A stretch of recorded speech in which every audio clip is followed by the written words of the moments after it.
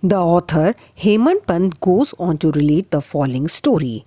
It was some time after 1910 that I went one fine morning to the masjid in Shirdi to have darshan of Sai Baba. I was wonderstruck to see the following phenomenon. After washing his mouth and face, Sai Baba began to make preparations for grinding wheat.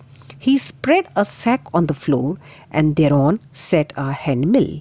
He took some quantity of wheat in a winnowing fan and then, drawing up the sleeves of his kaffani robe and taking hold of the back of the hand mill, started grinding the wheat.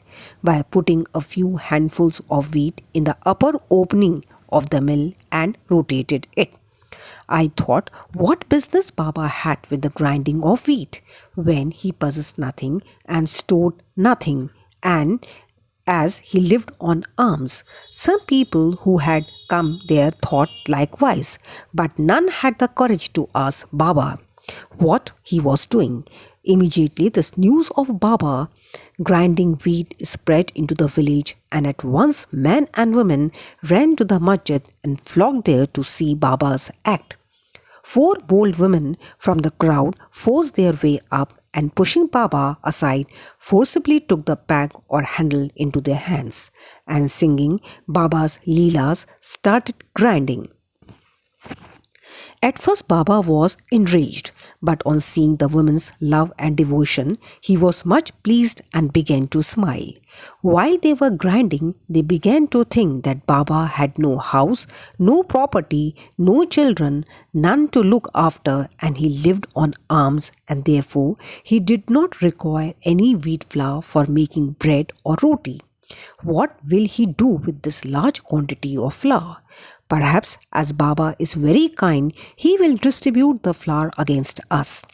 Thinking in this way, and while singing, they finished the grinding, and after putting the handmill aside, they divided the flour into 4 portions and began to remove them by taking 1 portion per head. Baba, who was calm and quiet up till now, got wild and started abusing them, saying, "Ladies, have you gone mad? Whose father's property are you looting away? Have I borrowed any wheat from you so that you can safely take the flour? Now do this, take the flour and throw it on the village borders." On hearing this, the women felt abashed and, whispering amongst themselves, went to the outskirts of the village and spread the flour as directed by Baba. I asked the Shirdi people what was this that Baba did.